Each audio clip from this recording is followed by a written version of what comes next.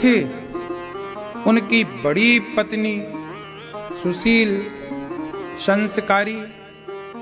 एक दिन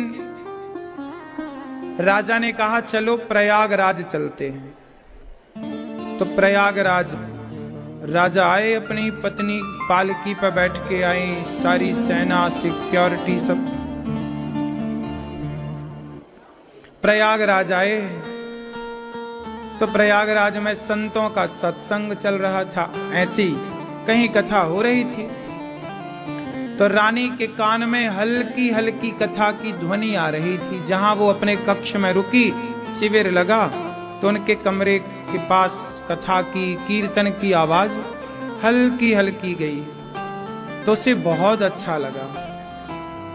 उसने अपने पति से कहा, प्राणनाथ, लगता है अगल बगल सत्संग चल रहा है संतों का, आप आज्ञा करें तो मैं सत्संग में चली जाऊं। राजा बोले, ना, आप इतनी बड़ी महारानी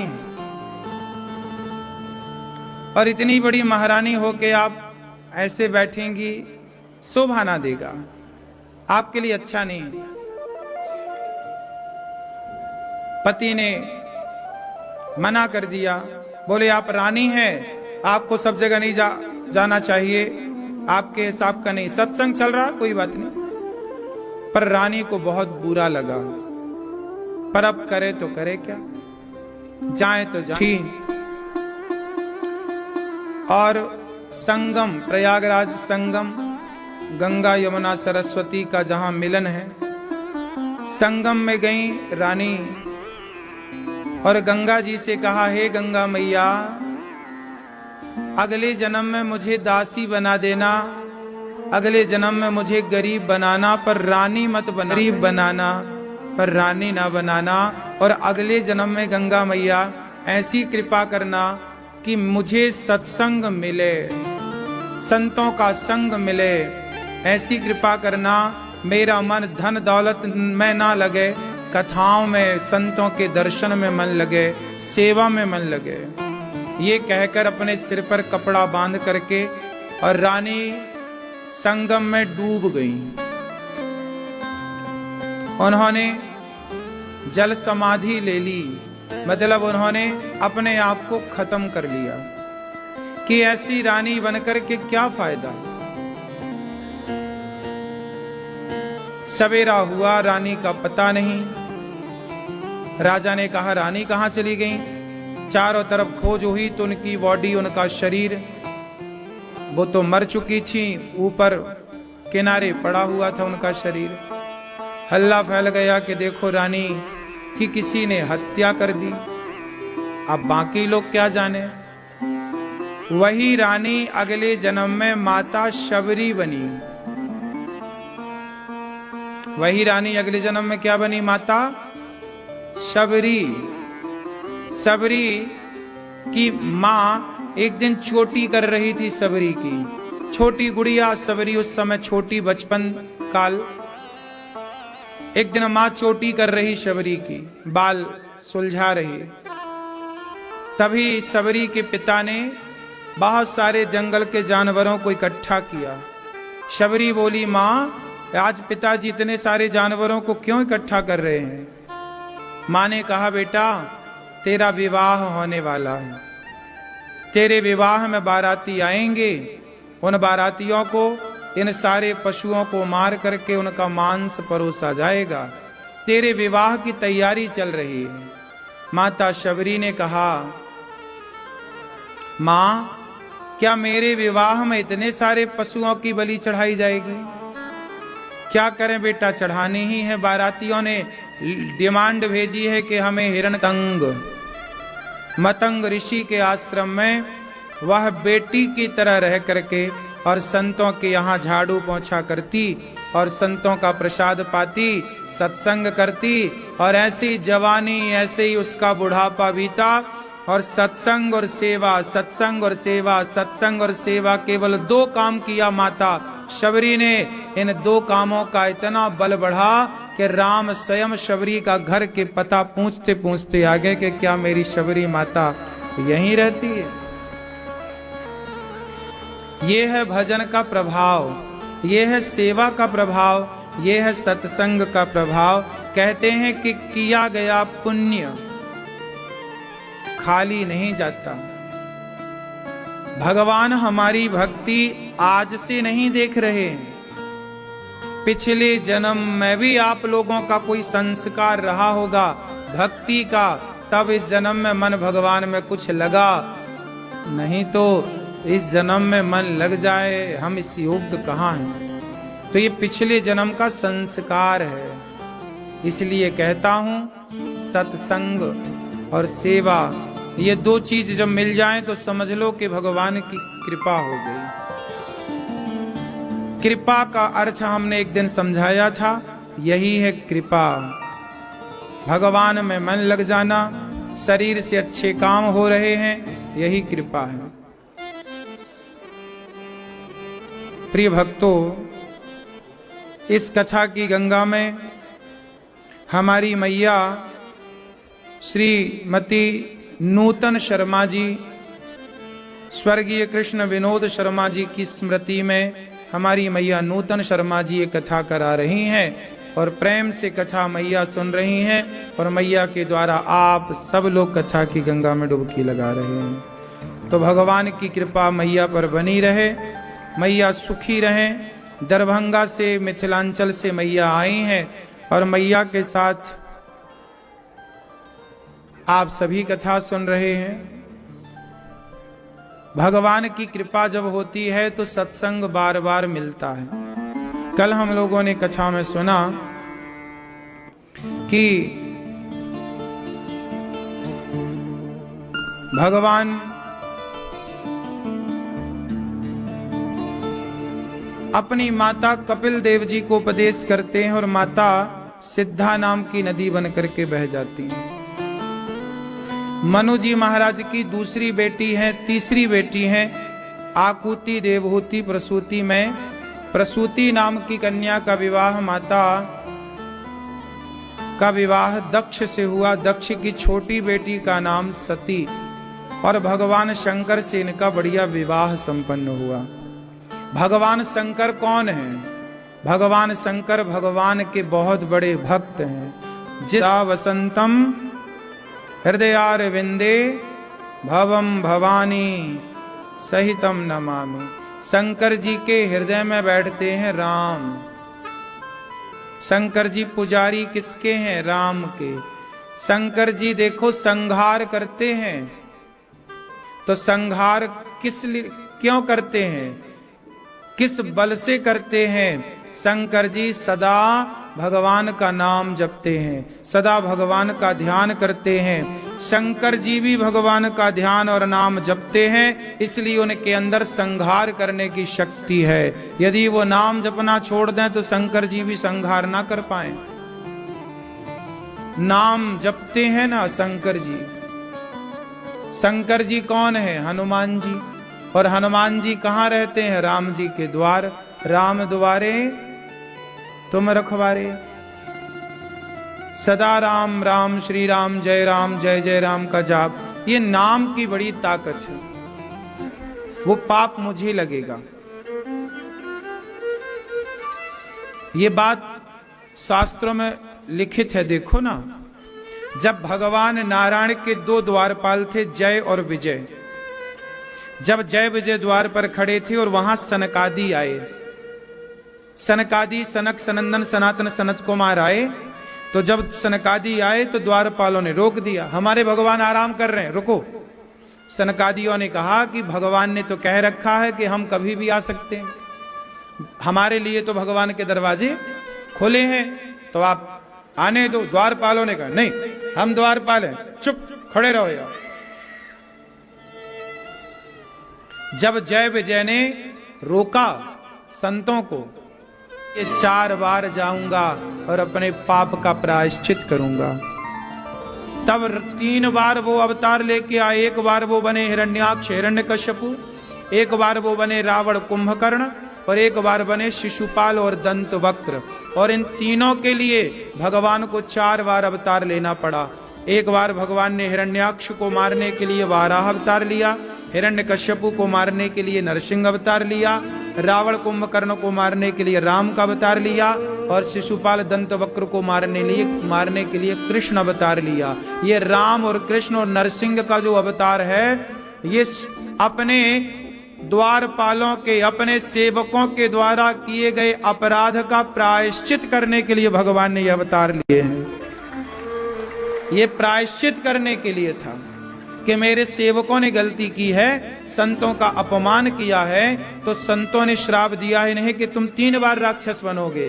अब राम ने 14 साल का वनवास पाया, 14 साल कष्ट उठाए, काहे कि संतों की सेवा करे, बढ़ियों से संतों का भोजन प्रसादी कराए।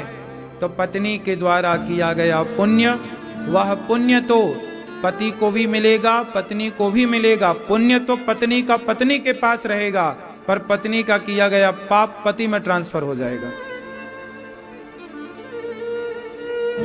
पुण्य तो पत्नी के पास रह जाएगा, पुण्य ट्रांसफर नहीं होगा। कुछ परसेंट हो सके तो हो जाए। इसलिए पति का धर्म, इसलिए पुरुष को चाहिए कि वो सावधान रहे, अपनी पत्नी को लाए सत्संग में। तुम दोनों पति पत्नी बैठकर सत्संग करो। आज की पत्नियां ज्यादा धार्मिक हैं, आज का पुरुष धार्मिक नहीं। पता है कि स्त्रियां, आपके घर में पूजा गोपाल जी की कौन करता है? हैं? जो भी भगवान जी हैं, कौन करता है पूजा? ये करते हैं। चलो, ये उस 1% में सम्मिलित है। क्यों? आपके यहां पूजा कौन करता है भगवान जी की? पुरुष के स्त्री? हैं? कौन करता है?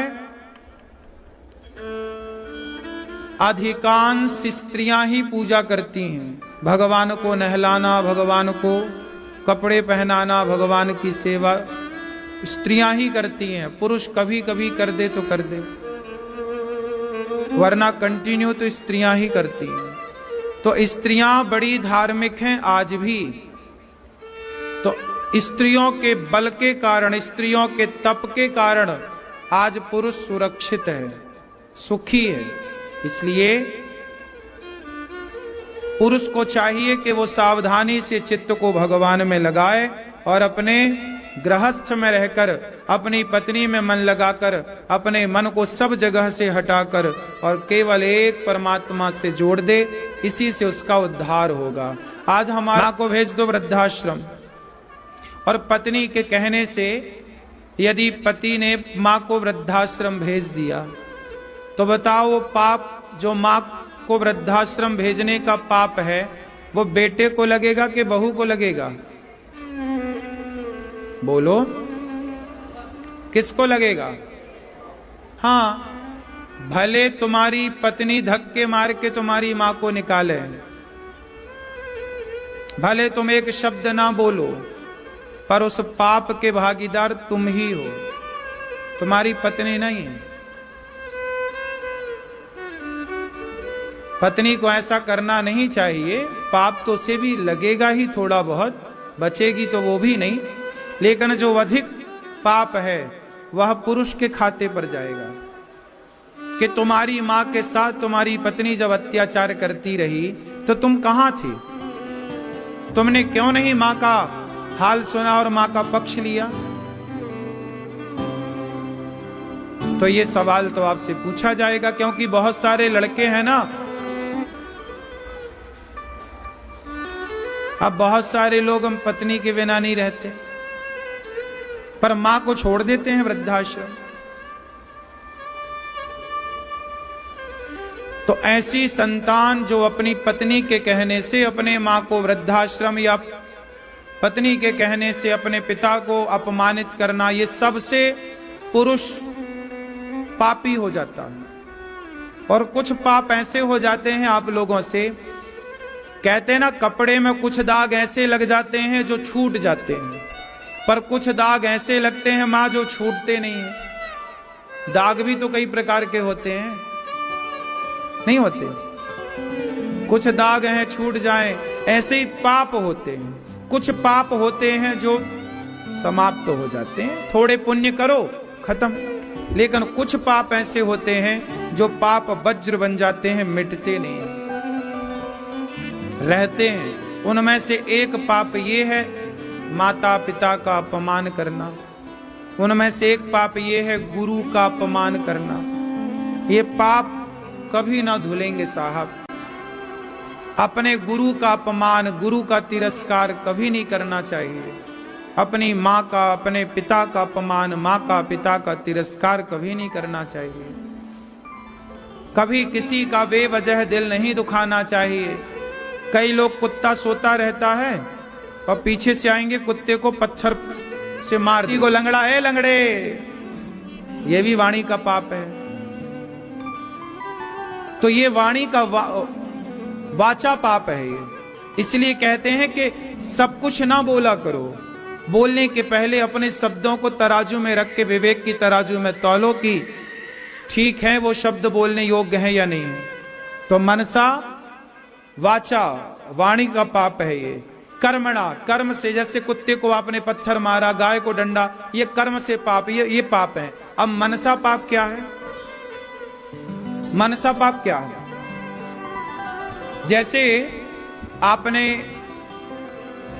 सोचा किसी के बारे में, यार उसका नुकसान हो जाए, उसने मेरे लिए ऐसा किया वैसा, मन से सोचा।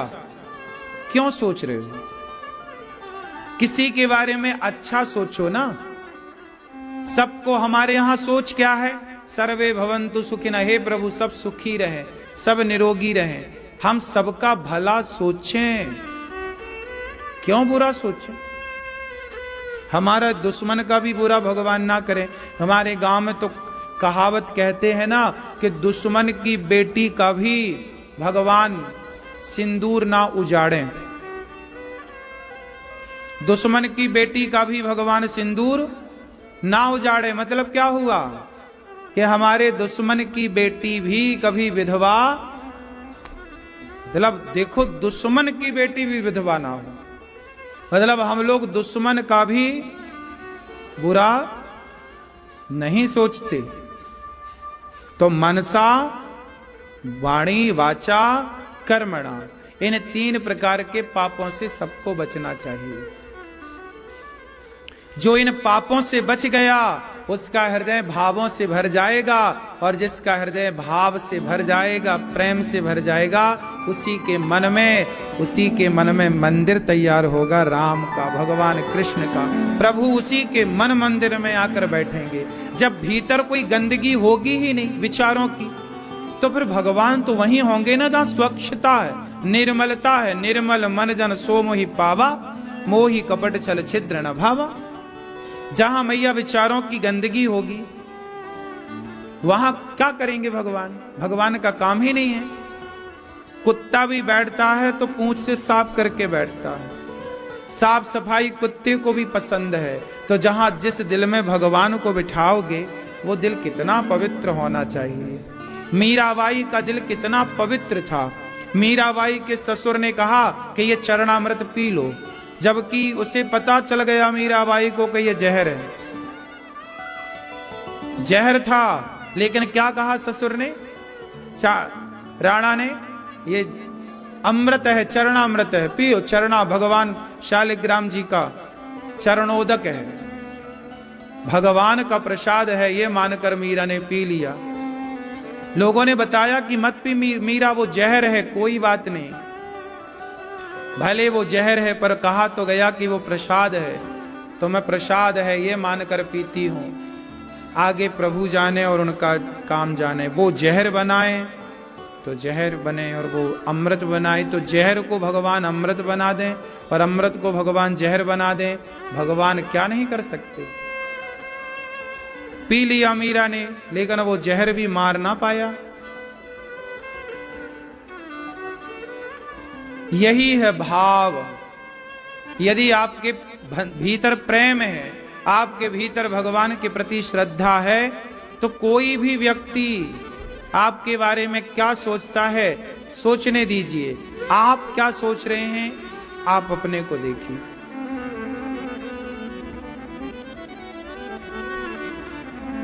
भगवान शंकर एक दिन माता सती को लेकर कथा सुनाने गए। माता सती जब कथा सुनकर वापस आई तो राम लीला कर रहे थे, सीता को खोज रहे हैं। रावण चुरा कर ले गया सीता माँ को। राम जी पागलों की तरह, हे सीता कहाँ हो, हे सीता कहाँ हो। जब राम को इस तरफ पागलपन में देखा भगवान शंकर ने, तो शंकर जी ने प्रणाम किया, प्रभु आपकी जय हो, आप बहुत अच्छी लीला कर रहे हैं। आप अंतर सती लगा कि मेरे शंकर जी गलत व्यक्ति को प्रणाम कर रहे हैं। हे शंकर जी, आपने इन्हें प्रणाम क्यों किया? शंकर जी ने कहा ये भगवान है, आप भी प्रणाम करो। सती बोली कि ये भगवान होते तो स्वयं की पत्नी का पता ना लगा लेते। संदेह हो गया। भगवान शंकर ने समझाया कि ये भगवान है, संदेह ना करो। माता सती को संदेह हो गया। क्यों हो गया संदेह माता सती को? क्योंकि माता सती को भगवान की कथा में ही संदेह है। जहां व्यक्ति भगवान की कथाओं में संदेह करता हो, वहां भगवान पर संदेह हो जाना कोई आश्चर्य नहीं है। भगवान पर विश्वास कौन करता है? जो भगवान की कथाओं पर विश्वास करता है। इसलिए पहले भगवान नहीं है, पहले भगवान की कथा है। अरे कथा ना सुने हम तो कथाओं के द्वारा तो हम भगवान को जान पाए, वरना भगवान कौन है हम कहां जानते थे। भगवान का परिचय पत्र क्या है? भगवान की कथा। इसलिए भगवान की कथा आप लोग सुना करिए। बच्चों को भी कथा सुनाइए। आजकल के बच्चे कथा नहीं सुनते। कथा ना सुनने से बच्चों के अंदर भगवान के प्रति कोई श्रद्धा ही नहीं। आजकल बच्चे कहां श्रद्धा रखते हैं? क्यों नहीं रखते? मंदिर नहीं जाते, श्रद्धा नहीं रखते। क्योंकि भगवान में कोई श्रद्धा इसलिए नहीं है क्योंकि बच्चे कथा नहीं सुनते। बच्चों की श्रद्धा कहां है? शराब पीने में उनकी बड़ी श्रद्धा है, शराब में श्रद्धा है, गांजा में उनकी बड़ी श्रद्धा है, सिगरेट तो बहुत फेवरेट है आज के बच्चों की, और लिविन में रहना तो बहुत अच्छा लगता है आज के बच्चों को। पड़ोसन बहुत पसंद है आज के बच्चों को। क्यों? बच्चे कथाएं नहीं सुनते तो भगवान से प्रेम लिविन से जुड़ा है। अब मुझे आप ही बताओ कि जो लड़की ऑलरेडी शादी के पहले 10 पुरुषों के संग रह चुकी हो, जो लड़की शादी के पहले ही शराब के नशे में रहती हो और 10 लड़कों के साथ चलती फिरती घूमती नाचती हो, अब उस लड़की को आप एक लड़के के संग बांध दो, ब्याह कर दो, तो वो ब्याह के रिश्ते को निभा पाएगी? बता दो, काहे ना निभा पाएगी? बोलो, क्यों ना निभा पाएगी? उत्तर दो।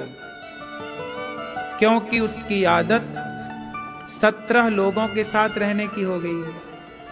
अब जब 17 जगह मुंह मारने की आदत थी और आपने एक के संग रख दिया, तो एक के संग कितने दिन? इसलिए तो तलाक हो रहे हैं।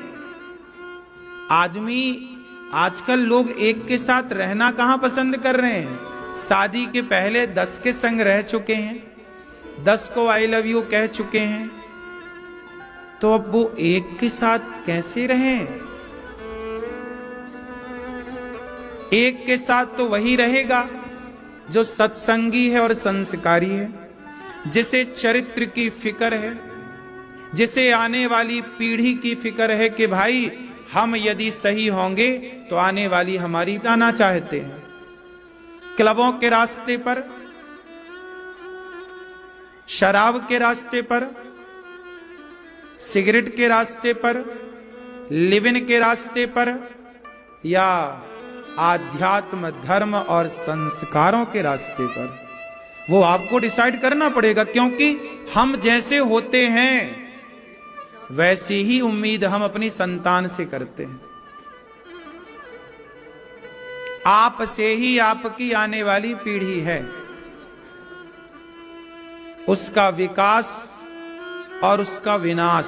बच्चों को कथाओं से जोड़िए। माता सती कथा नहीं सुनती तो उनका राम में कोई, तो फिर कोई रोता क्यों, कोई गरीब क्यों, कोई भूखा क्यों, कोई नंगा क्यों, कोई प्यासा क्यों?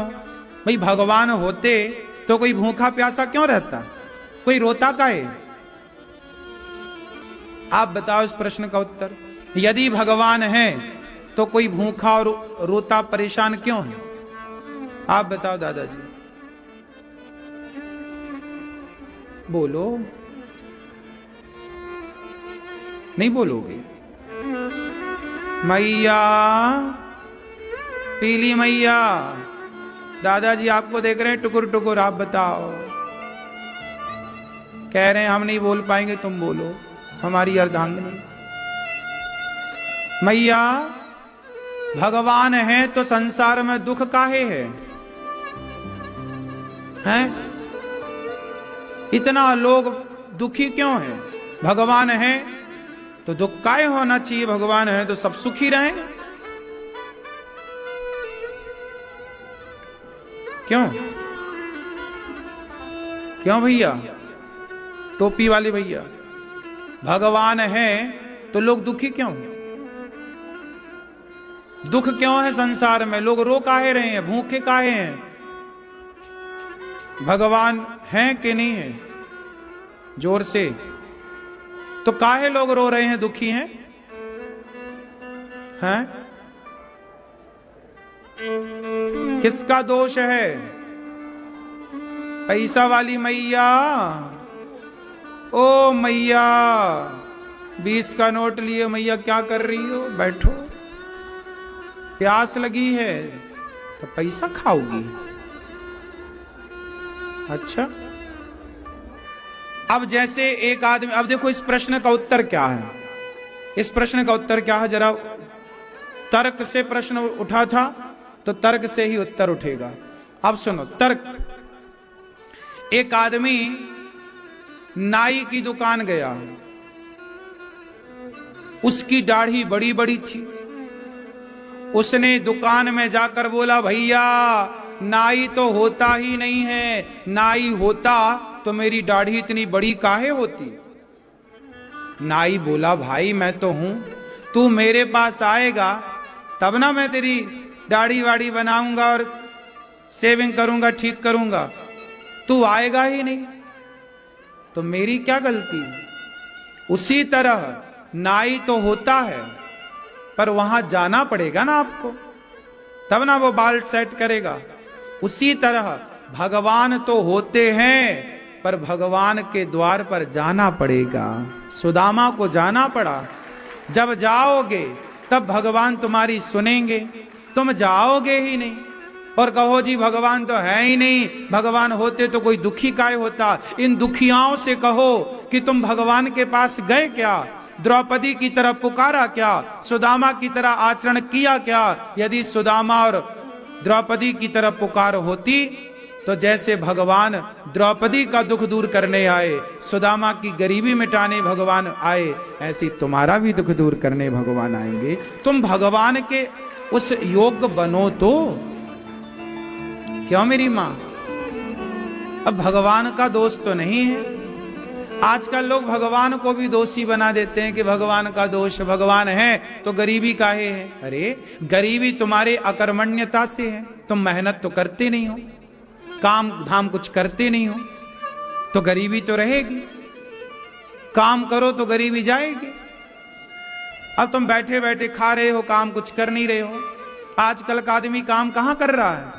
दिन भर वो क्रिकेट देखता है, दिन भर वो टीवी देखता है, दिन भर वो रील चलाता है, दिन भर मोबाइल चलाता है और सोचता है कि मेरे पास ये आ जाए।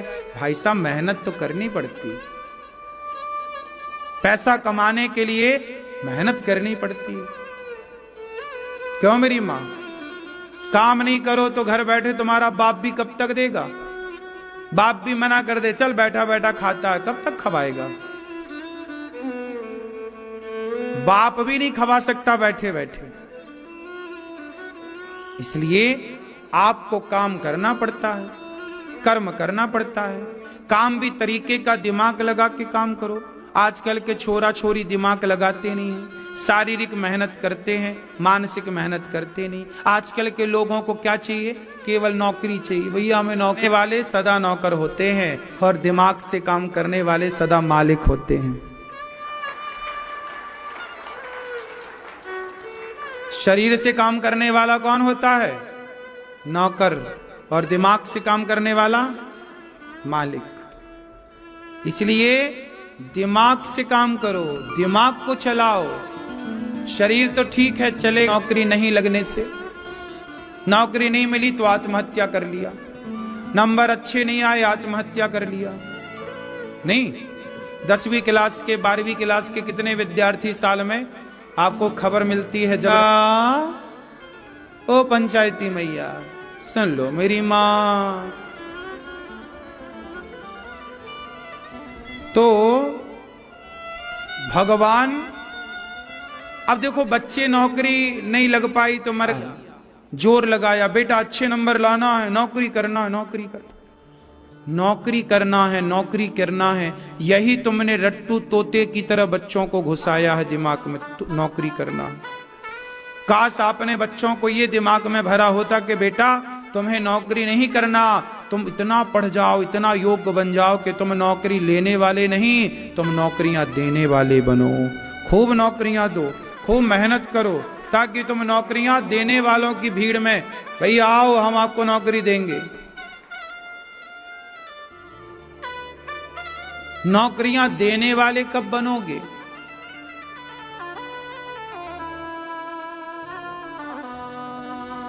इसलिए आपसे हम कहते हैं कि बच्चों की परवरिश क्या है, बच्चों को क्या पढ़ाना चाहिए?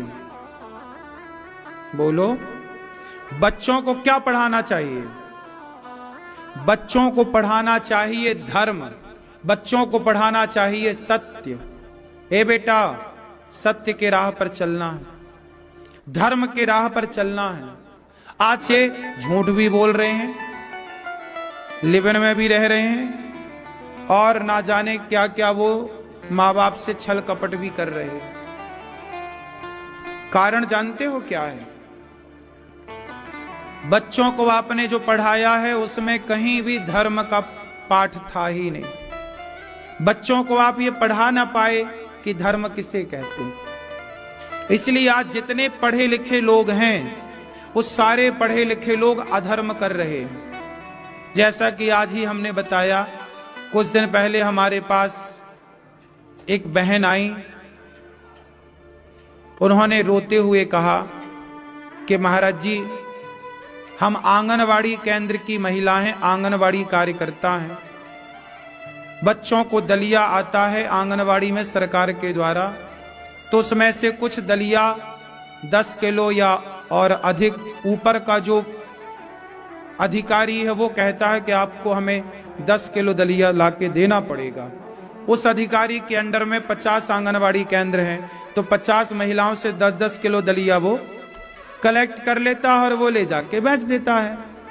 उसका तो ये काम है। अब सोचिए कि बच्चे छोटे छोटे आंगनवाड़ी में पढ़ते हैं, दलिया खाते हैं, वो बच्चों का दलिया भी वो पढ़े लिखे लोग खा रहे हैं, वो पढ़े लिखे हैं, इसलिए उन्हें भ्रष्टाचार करने का लाइसेंस। जो जितना ज्यादा पढ़ा है, जितना बड़ा पद में बैठा है, वो उतना बड़ा भ्रष्टाचारी है। छोटे पद का है तो वो 1000 रुपया लेगा, थोड़ा और पढ़ा लिखा बड़े पद का है कार्यकर्ता तो वो 10,000 रुपए लेगा। अब जज है और जज तो फिर वो 10 लाख और 20 लाख और 50 लाख में बात करता है। जो जितना पढ़ा लिखा है उतना बड़ा बेईमान है। बोलो हाँ, ये बात सही है कि नहीं? फिर अब हमारे देश में पढ़े लिखे लोग हैं, तो ये पढ़े लिखे ईमानदार हैं कि बेईमान हैं? बोलो, व्यक्ति के बल पर चल रहा है सब। हम ये नहीं कहते कि सब बेईमान हैं, लेकिन 99% बेईमान लोग हैं, और सारे बेईमान पढ़े लिखे। अनपढ़ आदमी तो आज भी झूठ बोलने से डर रहा है। इसलिए आपसे मेरी प्रार्थना है कि बच्चों को पढ़ाओ बहुत, लेकिन बच्चों को ईमानदार बनाओ, ईमानदार बनाओ। बैठो बैठो, ईमानदार बनाओ बच्चों को।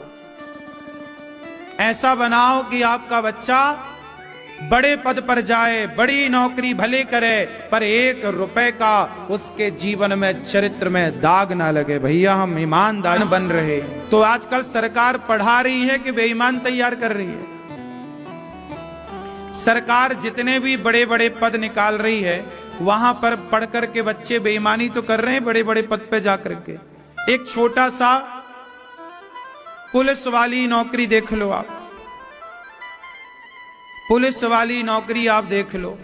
पुलिस से लेकर के आप चाहे कोई भी अधिकारी उठा लो, नीचे से ऊपर तक सब लिप्त हैं भ्रष्टाचार में। क्यों जी, बात सही है? पूरा भारत, और ये बात सरकार को खूब पता है, लेकिन अब करे कौन इन सब विषयों में बात? नीचे से ऊपर तक चंदा जा रहा है। इसलिए हम कहते हैं कि आप अपने को बचाओ। बारिश जब होगी तो हम बारिश को नहीं रोक सकते।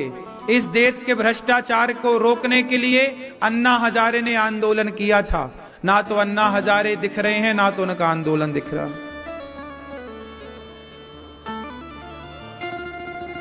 क्यों जी, बात सही है कि गलत है? फिर इसलिए ये कलयुग है। अब इस कलयुग में ऐसे पाप को, भ्रष्टाचार को, बेईमानी को आप नहीं रोक सकते। उपाय एक ईमानदार। आप बताओ, पढ़ा लिखा का मतलब क्या है? बेईमान होना या ईमानदार होना? इसलिए अपने बच्चों को ऐसा पढ़ाओ मेरी मां कि आपके बच्चे पढ़ लिख करके ईमानदार बने। लेकिन आज कहीं दूर दूर तक ईमानदार लोग नजर नहीं आ रहे हैं। और तो छोड़ो, आजकल सगा भाई ईमानदार नहीं है। भाई अपने भाई से बेईमानी कर रहा है। बोलो हाँ। आजकल पत्नी ईमानदार नहीं है। कुछ पत्नी अपने पति से बेईमानी कर रही है, झूठे ही दहेज का केस लगा देती हैं, जबकि भले उसने फ्री में किया हो ब्याह।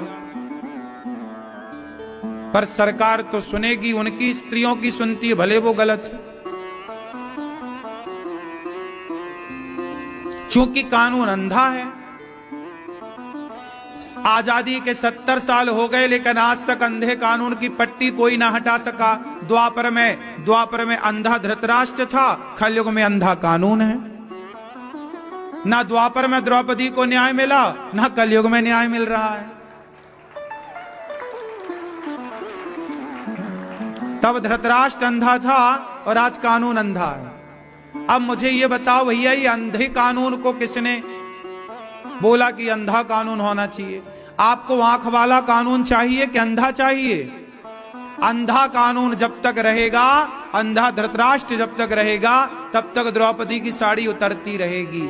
आज इसलिए अंधा कानून है। इसलिए तो अभी बंगाल में एक बहन का बलात्कार हुआ, डॉक्टर बहन का। आज तक उस बलात्कारी को फांसी नहीं भई। सब मोमबत्ती जला के सबकी मोमबत्तियां बुझ गई।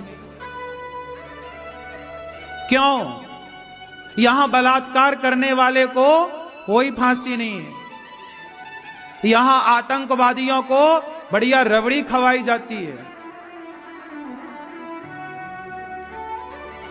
और ईमानदार आदमी को परेशान किया जाता है। इस देश में ईमानदार यदि कोई है तो उसे सिस्टम, यदि कोई ईमानदार अफसर है, ईमानदार व्यक्ति है, तो लोग उसे परेशान करते हैं, जीने नहीं देते। कलयुग है, चूंकि कानून अंधा है। भाई कानून अंधा काहे है, मैं सवाल कर रहा हूं। क्यों अंधा है? आंख वाला कानून अच्छा है कि अंधा कानून अच्छा है? बोलो। कानून आंख वाला होना चाहिए कि नहीं? बोलो। आंख वाला कानून होना चाहिए। भाई देख लो ना, क्या सही है क्या गलत दिख रहा है, फिर काहे अंधे बने हो? दिख रहा है कि उसका बलात्कार इसने किया तो दे दो ना फांसी, काहे तुम अपना दामाद बना के रखे उसे, काहे उसकी तुम खुशामद कर रहे हो। जब सिद्ध हो गया किसने बलात्कार किया तो दे दो तुरंत। अंधा कानून ना चाहिए साहब, आंख वाला चाहिए। आप कितने लोग चाहते हैं कि देश में आंख वाला कानून हो, कि अंधे कानून से खुश हो आप लोग? तो आप लोग काहे नहीं बोलते कि साहब कानून की पट्टी तो हटाओ, बहुत हो गया अंधा, अब तो आंख वाला है। क्यों? बड़ा दुर्भाग्य इस भारत देश का। हमारे देश में कभी राम के जमाने में कानून अंधा नहीं रहा, कभी कृष्ण के जमाने में कानून अंधा नहीं रहा। कृष्ण के जमाने में द्रौपदी के वस्त्र को हाथ लगाया, दुशासन ने सर्वनाश कर दिया, श्री कृष्ण ने उस दुशासन का। ये कहां का कानून अंधा है? अंधा कभी नहीं था कानून, न्याय होता था, देर लगती थी पर तरीके का सफाया होता था। हमारे यहां न्याय था। राम के जमाने में सीता मैया को हाथ लगाया, रावण ने 1 लाख बेटे 1.25 लाख नाती सहित रावण का सफाया। न्याय, आंख वाला कानून था, न्याय तरीके का होता था, अंधा कानून थोड़ी था। क्यों मैया? आज अंधा कानून है।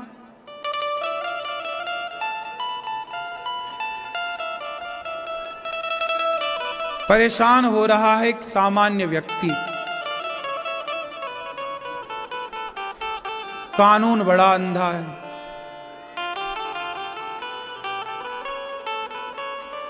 गरीब गरीब होता चला जा रहा है, अमीर अमीर होता चला जा रहा है। जिसकी लाठी उसकी भैंस, जिसके हाथ में लाठी होगी भैंस वही ले जाएगा। रामचंद्र कह गए सिया से ऐसा कलयुग। अंधा कानून है, इसलिए तो गाय की हत्या हो रही है, इसलिए तो बेटियों के साथ बलात्कार हो रहा है। कानून की आंखें होती तो क्या मजाल के किसी की चैन खिंचती और किसी का मोबाइल चोरी होता। चोरी करने वालों के हाथ काट के जंगल में शेरों के हवाले कर दो, लो जनसंख्या भी नियंत्रण हो जाएगी, कानून व्यवस्था भी बिंदास। क्यों? जंगल में जो भेड़िए हैं ना, शेर है, भेड़िया है, अब जंगल में जंगली जीव तो बचे नहीं, तो न्याय व्यवस्था कैसी होनी चाहिए? पहले न्याय व्यवस्था ऐसी ही थी कि चोरी करने वालों के हाथ काट दिए जाते थे, बलात्कार करने वालों को मृत्युदंड या देश निकाला दिया जाता था।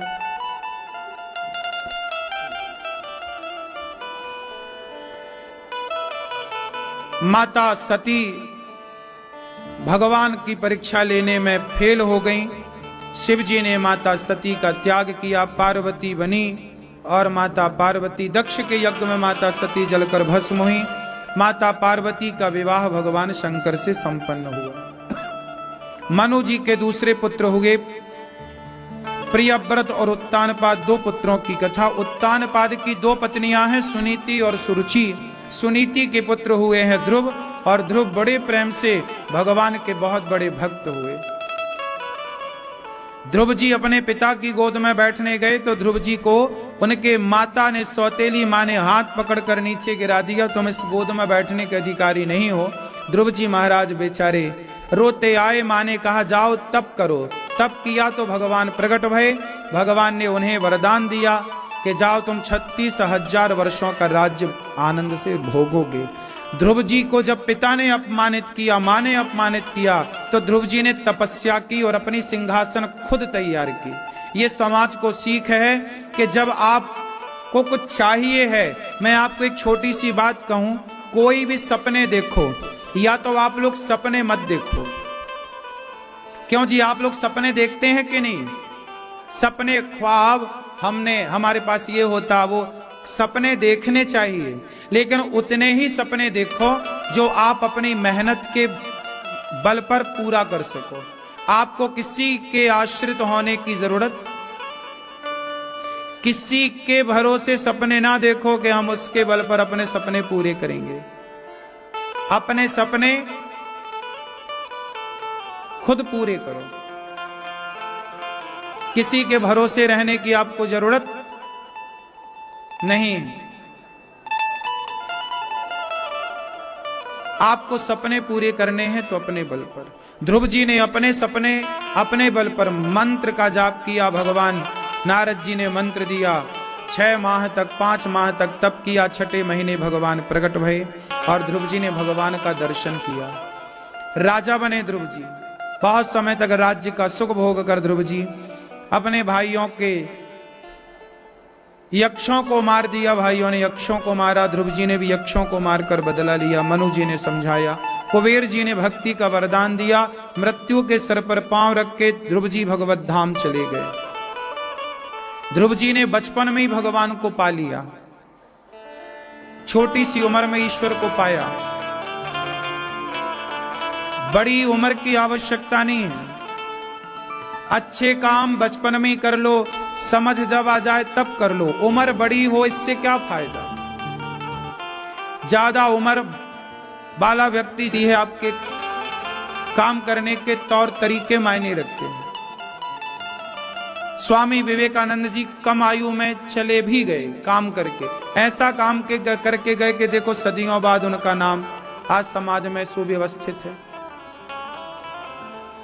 तो कुछ ऐसा कर जाओ आप कि आपके जाने के बाद भी लोग आपको याद करें। ईमानदारी से अच्छे काम कर लो, बेईमान होकर के ना कुछ कर लेना। इसलिए दास अनिरुद्ध कोशिश करता है कि ईमानदारी से ये दास अनिरुद्ध समाज की, राष्ट्र की इसी तरह से सेवा करता रहे जैसे गौरी गोपाल आश्रम में सेवाएं चल रही हैं। गौरी गोपाल आश्रम में देखो सारी सेवाएं चल रही हैं, सारी सेवाएं ईमानदारी से पूरी हो रही हैं। कहीं भी आपको बेईमानी नजर नहीं आएगी। बताओ, आप लोग टीवी पे जितना सुने थे गौरी गोपाल के बारे में, जितना देखे थे, आप लोगों ने कितने नंबर दोगे? 100 देंगे?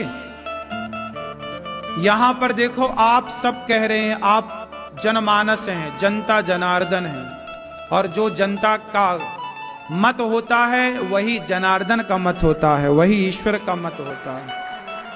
कहते हैं जनता जनार्दन। जनता कौन होती है? जनार्दन मतलब भगवान। भगवान कृष्ण का नाम है जनार्दन। भगवान कृष्ण का एक नाम है जनार्दन, जनता जनार्दन। तो जो जनता का मत है वही ईश्वर का मत है। यदि आप 100 नंबर दे रहे हैं तो कन्हैया भी 100 नंबर जरूर देंगे। क्यों नंबर देंगे 100? क्योंकि मुझे पूरा कॉन्फिडेंस, पूरा विश्वास है, क्योंकि मुझे पता है कि ये दास अनिरुद्ध गौरी, हमने स्कूल में पढ़ाई की होती तो हम भी झूठ बोलते, क्योंकि स्कूल में पढ़ करके व्यक्ति झूठ और बेईमान हो ही। जिस व्यक्ति की कथनी मतलब कहना और करना अलग अलग हो जाता है वो बेईमान हो जाता है। और मुझे बेईमान होना और बेईमान, मैं बेईमान लोगों को आसपास नहीं रखता। मेरे कार्यकर्ताओं में ना जो बेईमानी मुझे 1 बार 2 बार लगा कि आदमी बेईमान है, मैं हाथ जोड़ लेता हूं, भैया तू जा घर, जहां मन लगे वहां काम करना। मेरे आसपास लोग बेईमान लोग, ना मैं बेईमान स्वयं अपने को देखता, ना बेईमान आसपास लोगों को। तुम बेईमान ना बनना, बेईमानी नहीं। हम ईमानदारी से काम कर रहे हैं, तुम भी ईमानदारी से काम करो। एक बार हमारे यहां क्या हुआ कि सिलेंडर, अब देखो हम लोग तो सिलेंडर कम से कम 50-100 सिलेंडर यहां रोज खर्चा होता है। तो एक बार हमने सिलेंडर वाले से, सिलेंडर तो रोज आते ही हैं, एक बार मैं संयोगवश में पहुंच गया तो सिलेंडर को मैंने तौला, तो सिलेंडर को तौला ना तो उसमें 1.5 किलो गैस कम थी। सिलेंडर वाले देखो बेईमानी कर लेते हैं, सिलेंडर वाले बेईमानी कर लेते हैं ना, गैस निकाल लेते हैं। तो एक सिलेंडर मैंने तौला तो उसमें 1.5 किलो गैस कम थी। मैंने तुरंत सिलेंडर वाले को बुलाया, मैंने कहा ये वापस ले जा तेरे सारे सिलेंडर, आज के बाद तेरे से हम कोई काम नहीं करेंगे सिलेंडर का। वो बोला महाराज जी गलती हो गई। हमने कहा गलती तुमने हमारे साथ विश्वासघात किया। हमने तो देखो तुम्हें पूरा पैसा दिया, हमने तो 1 रुपए कम नहीं दिए कि भाई 1 किलो गैस के हमने कम पैसे दिए हो। जब हमने तुम्हारे साथ विश्वासघात नहीं किया, तुमने हमारे साथ विश्वासघात किया है, इसलिए अब हम तुमसे कभी काम नहीं कराएंगे। हमने उस व्यक्ति को छोड़ दिया, हमने कहा तुमसे कभी काम नहीं कराएंगे। मुझे अच्छा आपके साथ कोई विश्वासघात करे अच्छा लगेगा? फिर जब विश्वासघात आपको पसंद नहीं है, जब विश्वासघात नर को पसंद नहीं है, देखिए हम बुला के आप लोगों को आओ, सब लोग आना वृंदावन, और जब भी आना प्रसाद गौरी गोपाल में पाना, सबको बुला के प्रसाद की सेवा कराते हुए आओ, खाओ, खूब पेट भर के खाओ। क्यों? आपके घर में 4-10 मेहमान ज्यादा आ जाएं तो घर का हिसाब किताब बिगड़ जाता है। बोलो हाँ। यदि 4-6 खाएं कितना पुण्य मिले। आपकी तरफ से दूध पिएंगे बच्चे, आपकी तरफ से रसगुल्ले खाएंगे बच्चे, पुण्य है ये, बहुत बड़ा पुण्य है अन्नदान। गौरी गोपाल आश्रम में बस भगवान से इतनी प्रार्थना करता हूं कि प्रभु ईमानदारी से जीवन गुजर जाए, मन में कभी पाप ना आए। 2 पैसा बचाने की जरूरत नहीं है साहब, हम तो ये चाहते हैं कि और कितनी बढ़िया सेवा कर सकें आप सबकी, और अच्छे से अच्छे व्यवस्थाएं आपकी क्या से क्या कर सकें। मन में यदि आपके प्रति कोई छल कपट होता तो देखिए गौरी गोपाल आश्रम में जो प्रसाद आप लोग पा रहे हैं, वो प्रसाद सब उत्तम क्वालिटी का, उत्तम कोटि का है। उसमें भी चाहे तो बचा सकते हैं, लेकिन नहीं, अच्छी से अच्छी चावल, अच्छे से अच्छे बासमती के आप लोगों के लिए दाल अच्छी, रोटियों में, सारी रोटियों में आपने ध्यान दिया होगा घी लगता है। आपको पता है केवल रोटियों में घी लगाने में यहां पर 4 से 5 टीन घी रोज खर्च होता है, केवल देसी घी। अब आप लोग बताओ, भंडारे में जाते हैं कहीं के भंडारे में तो कहां घी चुपड़ के रोटी मिलती है, लेकिन गौरी गोपाल में रोटी कैसी मिल रही है? घी चुपड़ी हुई। क्यों? ये मेरी ईमानदारी का यही परिचय है कि आप लोग जो आते हैं ना, अतिथि भगवान होता है, और आपकी तृप्ति से आप तृप्त नहीं होते, आपके भीतर बैठे भगवान तृप्त होते हैं। ये मेरी भावना है कि ना जाने किस रूप में जब खिलाओ तो बढ़िया खवाओ, ऐसा खवाओ कि वह खाने वाला तृप्त हो, संतुष्ट हो, सब प्रकार से बढ़िया हो। क्यों मेरी मां? अब वो घी ही 50,000 का है, चाहे तो हम बचाएं, पर नहीं, ईमानदारी यही है कि जो देखो, जब आप दे रहे हैं तो आपको सब आपका तेरा तुझको अर्पण, और जब आप नहीं देंगे, आप दान पुण्य करना बंद कर देंगे, तो हम नमक रोटी खवाएंगे आपको। आप दे रहे हैं तो आपकी सेवा हो रही है, क्योंकि आपका दिया ही आपको मिल रहा है। कोई हमारे बाप का थोड़ी हम लगा रहे हैं। हमारे तो, हम तो भीख मंगे थे पुराने बचपन में, भीख मांगते, हमारे कहां रखा। तो हम तो आपका तेरा तुझको अर्पण है। नारायण प्रभु चाह रहे हैं कि सेवा हो। ये वृंदावन धाम किसका है? ये वृंदावन किसका है? भगवान का। बिहारी जी का है कि नहीं? वृंदावन किसका है? भगवान का। जब वृंदावन भगवान का है तो वृंदावन में जितने काम चल रहे हैं वो सब भगवान की तो हैं। तो गौरी गोपाल में जितनी सेवा चल रही हैं, ये किसकी इच्छा से हो रही हैं? आपने सुना होगा कि वृंदावन में भगवान की और राधा रानी की मर्जी के बिना कोई रह नहीं सकता। ये बात सही है कि गलत है? आपने सुना होगा कि वृंदावन में वही आते हैं जिन्हें बिहारी जी बुलाते हैं। तो वृंदावन में यदि उनके बुलाने से कोई आता है, उनके रखने से कोई रहता है, तो बिहारी जी की यदि वृंदावन में गौरी गोपाल में इतनी सेवाएं चल रही हैं, तो ये सेवा हम और आपके द्वारा नहीं, स्वयं बिहारी जी इसको चला रहे हैं। इसलिए मैं आपको एक बात और बताऊं, रोज शाम को गौरी गोपाल का रजिस्टर जो मेंटेन होता है कि आज कितने भक्तों ने प्रसाद पाया, कितना खर्चा हुआ, कितना आया, कितना गया, ये पूरा रजिस्टर शाम को सोने के पहले ये दास अनिरुद्ध वो रजिस्टर पूरा का पूरा पहले गौरी गोपाल भगवान को चेक कराया जाता है। प्रभु ये आपका आया, ये आपका गया, ये आपका खर्च हुआ, ये रहा आपका हिसाब। हम तो आपके नौकर हैं, मुनीम हैं, आपकी सेवा में हैं, ये रहा। यहाँ के मालिक गौरी गोपाल भगवान है। हमें नहीं लगता कि हम कर रहे, इसलिए हम बिंदास अपना काम करते हैं। भगवान का काम है ये सब करना। भगवान की तरफ से भगवान ने हमें यहाँ बिठाया कि तुम बैठो, लोगों को बताओ कथा और लोगों को बताओ कि लोग सेवा करें। लोग करते हैं। प्रेरणा भी आपके भीतर सेवा करने की भगवान ही भरते हैं। तो फिर काम कर कौन रहा? भगवान। हम तो केवल नाचने वाले नच कठपुतली हैं। सवही नचावत राम गोसाई। आप भी नियम बनाओ, अपने घर का हिसाब खाता वही भगवान को सौंपो। मालिक बनाओ भगवान को। हम नौकर हैं, मालिक कौन है? मालिक कौन है? यहां जितनी माताएं रहती हैं उन माताओं का रजिस्टर भगवान को चेक कराया जाता। प्रभु इतनी माता यहाँ है, ये आपकी कृपा से इतनी माता यहाँ रजिस्टर्ड है, ये रह रही है। पूरा गौरी गोपाल भगवान यहाँ के सर्वे सर्वा है। पूरा हिसाब किताब वही संभालते हैं। हम कुछ नहीं संभालते। हम तो अपना खा पी के आपकी सेवा करते, इस तरह कथा सुना के कथा सुना रहे हैं। ये ताकत भी हमारी नहीं। 2 बार कथा चल रही है दिन में, 2 बार, सवेरे 10 से 1 और अभी 3 से 6। एक दिन में 2 कथा हो रही है। और ये ताकत, ये शक्ति, ये बोलने की हिम्मत मेरी नहीं है साहब, ये भगवान की ताकत है। मेरी अपनी ताकत कुछ नहीं है। मेरा बल चले तो मेरे बल से हाथ भी ना उठे। आप लोग जरा अपन एक हाथ उठाओ, ऐसे उठाओ, ऐसे करो, ऐसे। ये बताओ कि ये हाथ किसके बल से उठ रहा है? बोलो मेरी मां।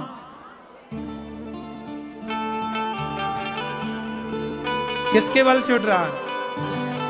अभी कुछ दिन पहले मुझे, अभी भी है, अभी भी मैं कुछ दिन पहले ना मेरे यहां पे दर्द हो गया अचानक, यहां पीछे यहां गर्दन में। तो ये हाथ मेरा नहीं उठता। अभी भी इस हाथ में बल पूरा नहीं है।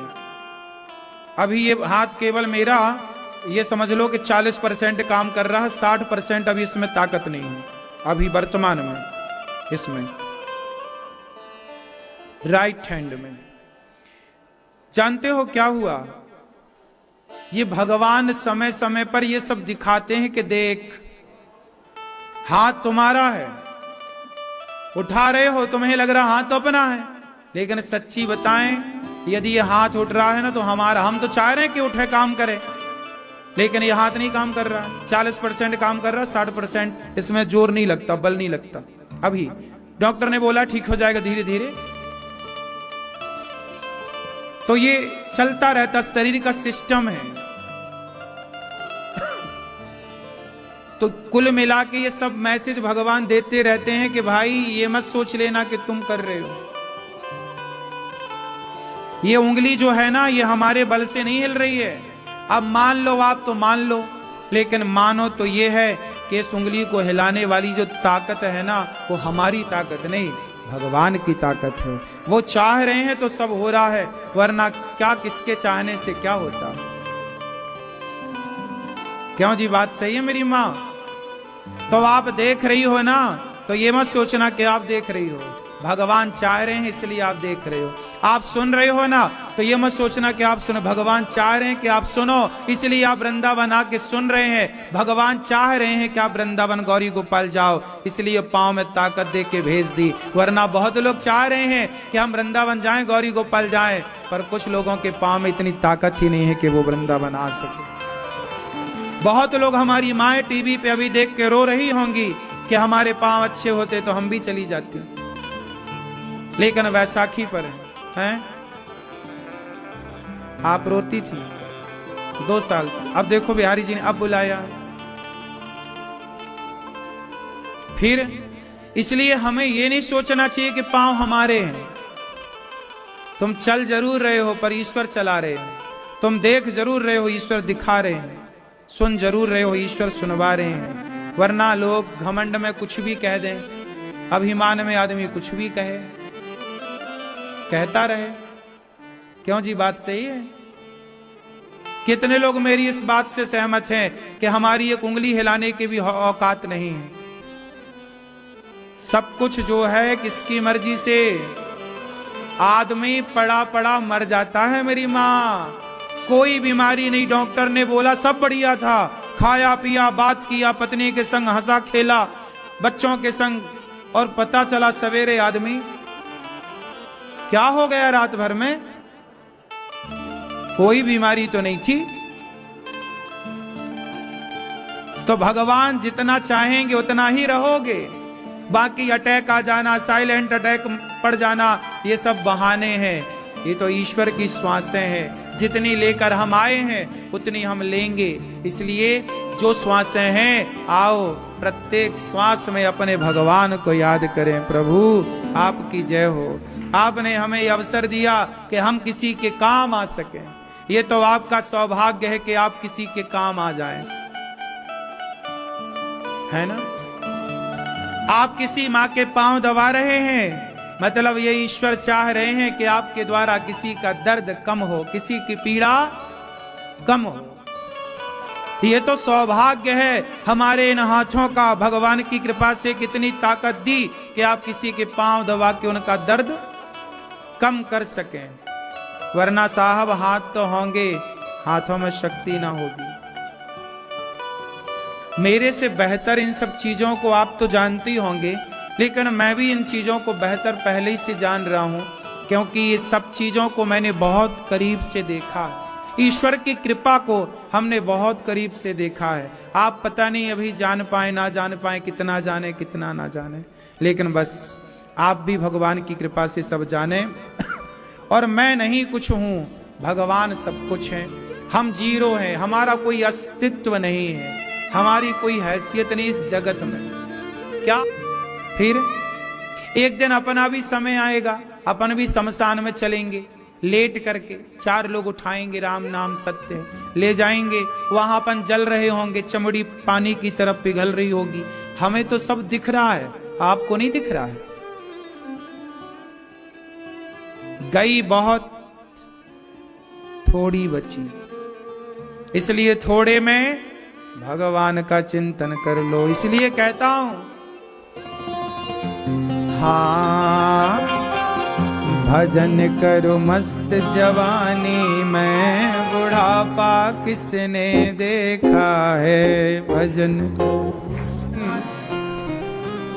ध्रुव जी पर कृपा करने के बाद इन्हीं के वंश में भगवान पृथु हुए, जिनको भगवान पृथु का ही अवतार माना जाता है। भगवान का अवतार पृथु जी, और इनके द्वारा यज्ञ हुआ। 10,000 कान भगवान ने इन्हें दिए। प्राचीन बरही को पुरंजनोपाख्यान की चर्चा सुनाई नारद जी ने। प्रियव्रत जी के वंश में विश्वकर्मा की पुत्री वरिष्मती से इनका विवाह हुआ। इनके वंश में भैया ऋषभ देव जी हुए, और ऋषभ देव जी के बाद भरत जी, जिन्होंने मन में मृग की कामना रखी तो उन्हें मृग बनना पड़ा। मरते समय बहुत सावधानी की आवश्यकता पड़ती है, मन सबसे खुल करके ईश्वर से जुड़ जाए। भरत जैसे ज्ञानी मृग बन के आ गए। इसके बाद भरत जी ने तीसरा जन्म पाया, राजा भरत जी जड़ भरत बने। लोगों ने जड़ कहा, मूर्ख कहा, पर थे तो बड़े ज्ञानी। उन्होंने राजा रहुगण को उपदेश किया। भरत जी ने राजा रहुगण को उपदेश क्या किया? शरीर क्या है, आत्मा क्या है, शरीर और आत्मा से कैसे हमें ज्ञान, इस ज्ञान को हासिल करना चाहिए। आजकल लोग समझ नहीं पाते कि हमारे भीतर काम कौन कर रहा है। आप कौन हैं आपको पता नहीं चलता सारी जिंदगी में। आपको लगता है मैं हूं। मैं मतलब कौन? आप कहते हो ये मेरा हाथ है, आप कहते हो ये मेरी आंख है, आप कहते हो ये मेरी नाक है, आप कहते हो ये मेरा सिर है। आपका शरीर है, आप कौन है? ये तो आपका हाथ है, ये तो आपकी नाक है, ये तो आपके कान है। आप कौन है? ये आपका पांव है, ये आपका पेट है, ये आपकी पीठ है, ये आप। मैया बताओ, आपका हाथ और आप एक ही हैं कि अलग अलग हैं? भैया बताओ।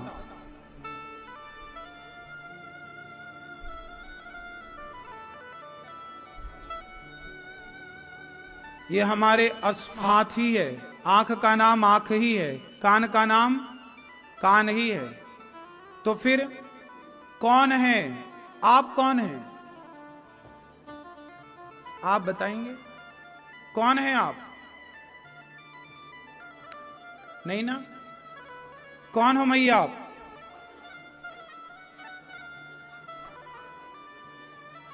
आप कौन हो? आप कौन हो? हैं? मनुष्य हैं। मनुष्य तो हैं, लेकिन ऑलरेडी सबके नाम रखे हैं। नाम सब शरीर के प्रत्येक अंग का नाम ऑलरेडी रखा जा चुका है। नहीं, आपके शरीर में ऐसा कौन सा अंग है जिसका नाम ना हो? आप कौन हो मैया? आत्मा हो। देखो कितना कठिन है ना खुद को जानना। आप दूसरों की निंदा चुगली कैसे करते हैं और दूसरों को हम उसको जानते हैं, उसका खुद को तो जान नहीं रही हो, दूसरों को खाक जानोगी। आदमी खुद को जान नहीं पा रहा है और उसको हम बहुत अच्छे से हाँ उसको जानते हैं। आदमी खुद को ही नहीं जान रहा है और दूसरों को जानने का दावा ठोकता है कि हम उसको जानते हैं। क्यों मैया? खुद को जान नहीं रहा है। खुद को जानना कैसे है? मैं कौन हूं? मैं 5 तत्वों से बना हुआ एक माटी का पुतला हूं और इस माटी के पुतले को देखने की ताकत भगवान दे रहे हैं, सुनने की ताकत भगवान दे रहे हैं, चलने की ताकत भगवान दे रहे हैं। जिस ताकत का नाम आत्मा है, जिस शक्ति का नाम आत्मा है, और भगवान ही हमसे सारे कार्य करा रहे हैं। तो मैं कौन हूं? मैं ईश्वर की संतान हूं, मैं ईश्वर का अंश हूं। मैं कौन हूं? मैं ईश्वर का। मैं कौन हूं? मैं भगवान का पुत्र हूं। मैं भगवान का। इसलिए तो हम कहते हैं त्वमेव माता च पिता। हम कौन हैं? हम भगवान की संतान हैं, हम भगवान के अंश हैं। जैसे पानी गंगा का, बोतल में भरा है गंगा का जल, ये क्या है? ये माटी का अंश है। क्या है ये? माटी का ही तो है, माटी से तो बना है ये पुष्प, और ये मिलाओ माटी में, माटी मिल जाएगा, बनेगा ये माटी। जैसे घड़े का एक हिस्सा पकड़ लो टुकड़ा, वो क्या है? माटी का ही तो अंश है। माटी के अंश से ही घड़ा बना। जैसे गंगा का एक अंश है बोतल में भरा हुआ गंगा जल, उसी तरह विराट परमात्मा गंगा की तरह भगवान विशाल है, लेकिन हम उस परमात्मा की एक बूंद हैं। हम उस ईश्वर की एक बूंद हैं। तो हमारे भीतर जो आत्मा है वह ईश्वर का अंश है, और आत्मा परमात्मा में जाकर के मिलती है उनसे। लेकिन हमारा जो शरीर है ये 5 चीजों में मिल जाता है, लेकिन आत्मा को सुख दुख तो होता नहीं है। शरीर स्वर्ग नरक जाता नहीं है। अच्छा ये बताओ, स्वर्ग नरक 5 तत्वों में विलीन हो गया, आत्मा को सुख दुख होता नहीं है, क्योंकि आत्मा के बारे में गीता में लिखा नैनम छिंदंती शस्त्राणि नैनम दहति पावका।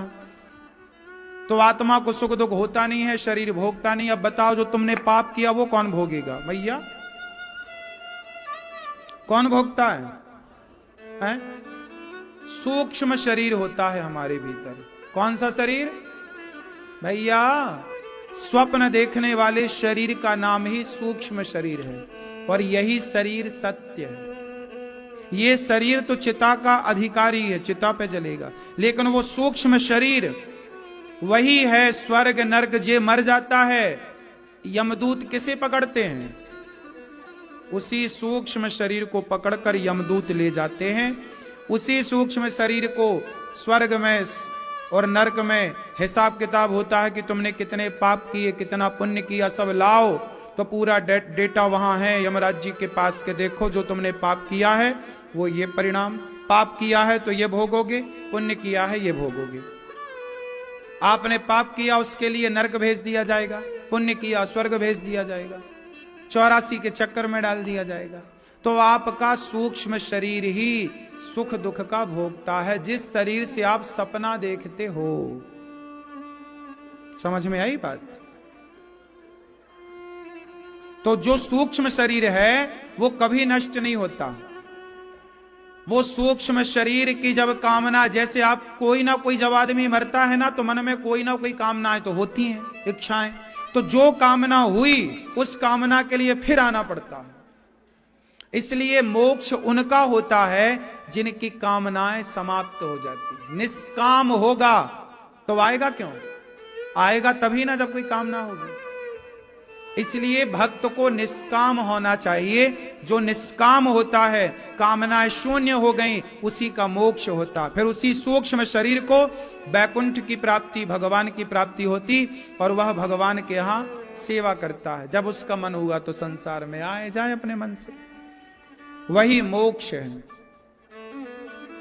इसलिए कहता हूं भगवान में चित्त लगाओ। इच्छाएं इतनी सारी रख के क्या पाओगे? इतनी इच्छाएं काहे रखते हो? मैया कितनी इच्छाएं आपके अंदर? 5? थोड़ी सी नहीं, एक भी नहीं।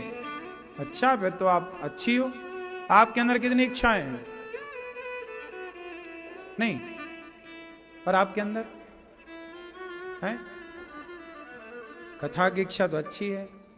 मैया, वो मैया सो रही है पीछे कुर्सी में बैठी, हाथ बांधे, देखो वो जगाओ, वो जगाओ मैया को पीछे। मैया जाग।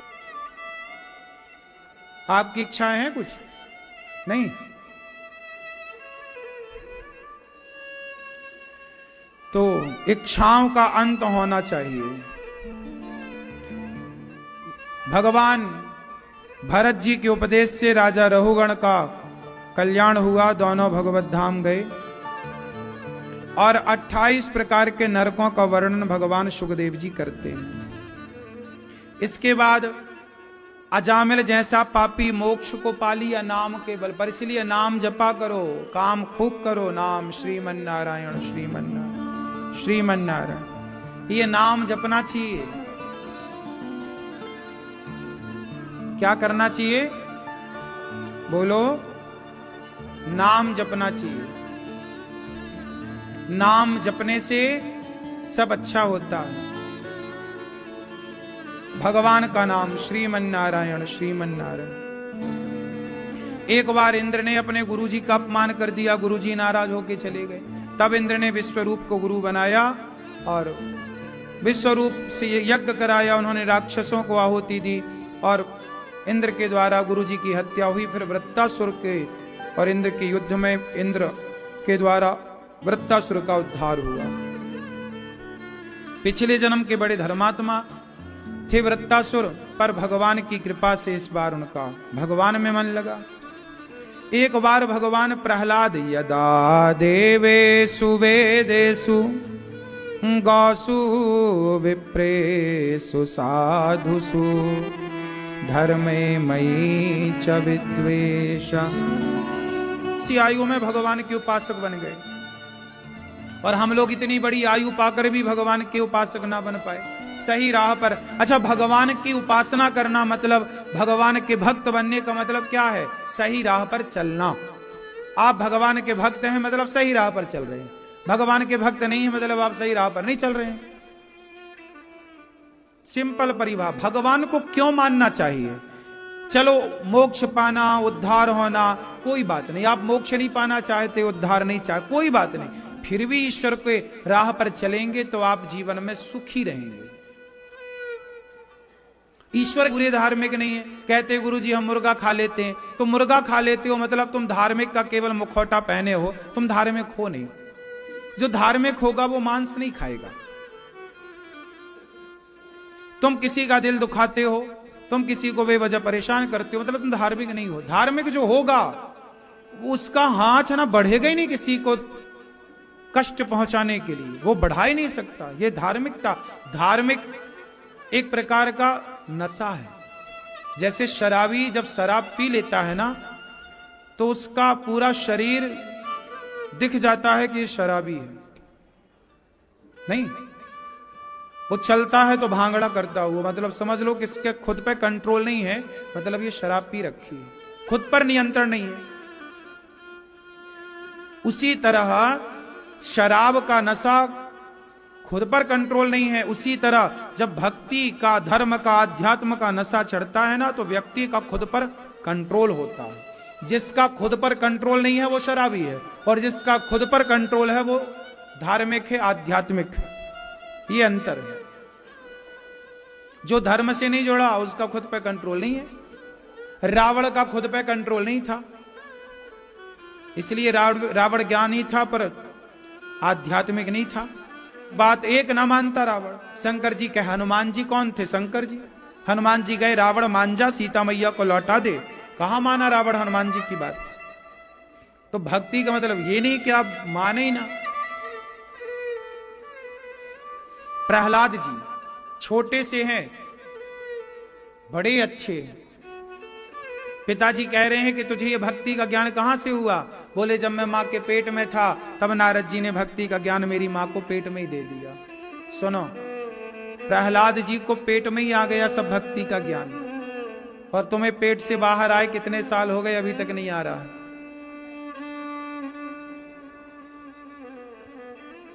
प्रहलाद जी कहते हैं कि पिताजी भगवान की भक्ति करिए, जो आप मार काट करते हैं, जो गलत काम करते रोकिए। हिरण्यकश्यप बोला तू मुझे ज्ञान देगा? पढ़ने अढ़ने भेजा, पढ़ के आए। प्रहलाद जी से बोला कहां तेरा भगवान, आज देखता हूं तेरे भगवान को। प्रहलाद जी बोले पिताजी ऐसा ना कहिए, हमारे भगवान सब जगह रहते हैं। अच्छा, मुझे ज्ञान देता है, जानता नहीं मैं तेरा पिता हूं। अरे पिता है भैया, ठीक है, तो पिता हो तो क्या? बोले मैं ही तेरा भगवान हूं। प्रहलाद जी बोले आप पिता हो, आपका धन्यवाद कि आप मेरे पिता हो, लेकिन भगवान भगवान है। आपने, आपके कारण संसार में आने का मौका मिला, लेकिन भगवान को भेजना ही होता तो किसी और को निमित्त बना के भी तो भेज सकते थे। इसलिए परम पिता परमात्मा ही है। तुम पिता हो, वो परम पिता है। हिरण्यकश्यप बोला चल बोल तेरा भगवान कहां है, आज दिखा दे मुझे, मुझे तो दिखता नहीं। प्रहलाद जी बोले उन्हें देखने के लिए भक्ति चाहिए। ना ना ना, तेरा भगवान झूठा है, कहां है? प्रहलाद जी बोले सब जगह। बोल इस खंबे में तेरा भगवान है? हाँ है। देखो प्रहलाद जी ने कितने विश्वास से कहा हाँ है। अब हिरण्यकश्यप ने परीक्षा के देखे खंबे में तो होगा नहीं, खंबा तो खंबा है। अभी इसकी बात झूठी करार देता हूं। जो खंबा तोड़ा तो 5 साल के भक्त ने कहा था कि खंबे पर भगवान है, तो भक्त चाहे 5 साल का हो या 50 साल का, भगवान अपने भक्त की बात कभी झूठी नहीं जाने देते। भगवान अपने भक्त के वचन की रक्षा करते। वचन की रक्षा करनी थी तो प्रहलाद जी के लिए खंबा तोड़कर प्रकट हो गए। ये रहे भगवान। हिरण्यकश्यप बोला तुम कौन हो? मैं तेरी मृत्यु हूं। लिटा लिया भगवान ने। हिरण्यकश्यप बोला ना मैं दिन को मरूं न रात को। भगवान बोलिए संध्या का समय अब तो मरेगा। बोले ब्रह्मा के बनाए किसी आदमी से नहीं मरूं। भगवान बोले ब्रह्मा मुझे नहीं बनाता, मैं ब्रह्मा को बनाता हूं। हिरण्यकश्यप बोला मैं ना ऊपर मरूं न नीचे। भगवान बोले गोदी में काहे लिटाए बिठाया हूं। बोले ना अंदर मरूं ना बाहर। भगवान बोले ये देहरी है, द्वार ना अंदर है ना। और कितना चतुर आदमी होता है, लेकिन भगवान से कहां बचे, मौत से कहां बचे। छाती फाड़ दी, अतड़ियों को निकाल के नरसिंह भगवान ने माला बनाई। बड़ा क्रोध में नरसिंह भगवान गर्जना करने लगे। लक्ष्मी जी स्तुति करने आई, देवता स्तुति करने आए, सब भागे। अंत में प्रहलाद जी ने स्तुति की, हे प्रभु ब्रह्मा दया सुरगणा मनयोथ सिद्धा। आपकी जय हो प्रभु, आपकी क्या स्तुति करें, हम तो गूंगे हैं आपके सामने। भगवान ने प्रहलाद जी को गोद में बिठाया और अपनी जिह्वा से चाटने लगे जैसे गाय बछड़े को चाटती है। प्रहलाद जी को गले से लगाया, बेटा तुमने मेरे लिए बड़ा कष्ट सहा है, पुत्र कुछ मांग लो। प्रहलाद जी ने कहा प्रभु कभी कुछ मांगने की इच्छा ना हो, यही वरदान दो। निष्काम, कुछ मांगने की कामना ना हो। प्रहलाद जी से बार बार कह रहे कुछ मांग लो बेटा। प्रभु आपसे क्या मांगे, आप आ गए, आप मिल गए, आपने मेरे वचन की रक्षा कर दी, खंबे से आ गए, आपसे अब क्या मांगो, सब तो दे दिया आपने, क्या चाहिए। ऐसी निष्कामता, कुछ नहीं मांगा प्रहलाद जी। प्रहलाद जी बोले कि प्रभु आपसे कुछ मांगने की कभी इच्छा ही ना हो, ऐसा वरदान दे दो, कभी हम आपसे कुछ मांगे ही ना। लो मांग मांग कह गए भगवान, थक गए भगवान, कुछ मांग मांग, प्रहलाद जी ने कुछ नहीं। एक प्रहलाद जी हैं, मां कहे कहे नहीं मांग रहे हैं, और आप लोगों को कुछ नहीं भगवान कह रहे हैं, फिर भी भगवान ये दे दो वो दे दो, ये दे दो वो दे। इतना मांग लेते हैं आप लोग, मांगने से अच्छा। आप देखो तुम्हारी पड़ोसन रोज तुम्हारे घर आए कुछ मांगने, तब आपका ना सिर चढ़ जाएगा, आ गई, दिन भर मांगने आती है। मांगने वालों से तो आप ही तंग हो जाते कि नहीं, बोलो हाँ। इसलिए बिहारी जी बार बार पर्दा बंद कर लेते हैं, आ गए मांगने वाले। आप लोगों को भी ना बिहारी जी को तंग नहीं करना चाहिए, काहे मांगते हो इतना।